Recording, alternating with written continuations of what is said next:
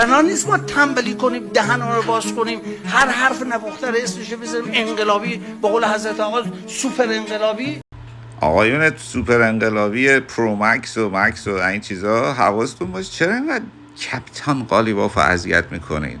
ایشون داره در آسمان ولایت با سرعت هرچه تمامتر اوج میگیره و میرسه به یه فرازهایی که اصلا ما تا حالا ندیدیم و نشنیدیم. یه چیز عجیبی. بعد شما واسه مثلا میگه لنگش کن. آقا برید به خونخواهیتون برسیم، تا ظهور امام زمان هم وقت دارید، بذارید کارشونو بکنن دیگه. چی میخواین عجونه این بیچاره؟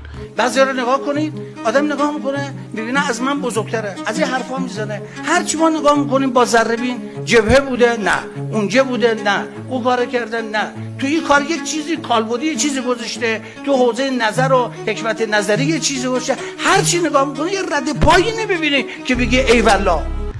انقدر کپتان قالیباف و اذیت نکنید. اصلا مهم نیست همسایه پایینی ما بوده رفته اونجا نماینده مجلس بوده شده، یا این آقایونی که این پایین عکس زیباشون رو ما داریم میبینیم. شماها نمیدونید و نمیتونید در برابر اوجگیری ایشون هیچ کاری انجام بدید. یک واقعیت. ولی طلبکار از همه هم هست. هر کی هم که دیکته نوشته ممکنه یه غلطم بنویسه، میگه آقا تو بر چی غلط داری؟ خب تو که هیچ غلطی به عمرت نکردی، عمر خودت تباه کردی، حداقل تو حق نداری حرف بزنی. اون به اسم انقلاب.